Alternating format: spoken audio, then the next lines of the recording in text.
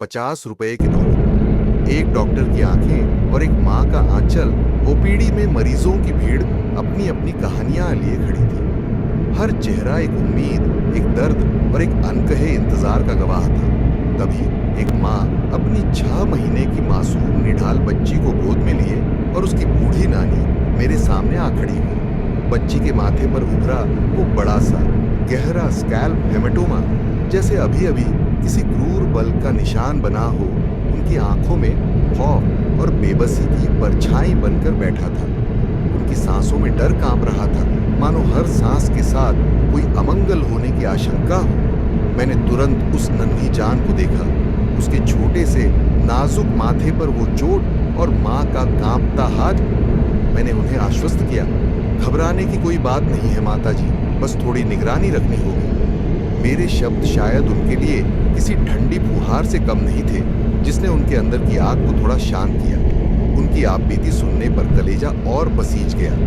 वे एक निजी अस्पताल से होकर आई थी, जहां इलाज का 20,000 का अनुमान सुनकर उनके पैरों तले जमीन खिसक गई थी।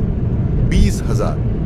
उनके लिए ये सिर्फ एक संख्या नहीं, बल्कि एक अथाह खाई थी गरीबी की, जिसे लांघना नामुमकिन था। माँ की आंखें डबडबाई हुई थी।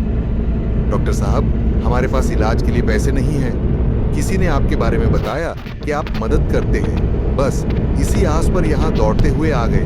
हमारी बच्ची को कुछ हो न जाए।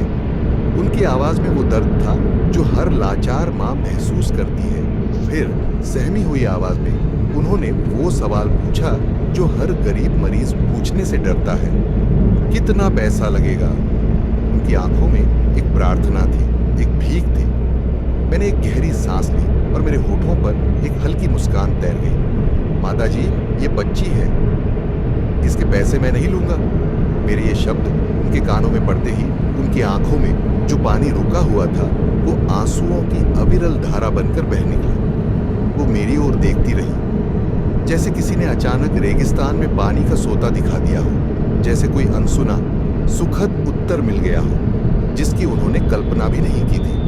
वो पल, उनकी चुप्पी और उनकी आंखों की कृतज्ञता किसी भी पुरस्कार से बढ़कर थी। इलाज के बाद जब वे जाने लगी तो नानी ने चुपके से अपने झुर्रियों भरे हाथ से मेरी जेब में एक सिकुड़ा हुआ पुराना 50 रुपए का नोट सरका दिया। मैंने उन्हें रोकना चाहा। माँ, ये क्या कर रही हैं आप?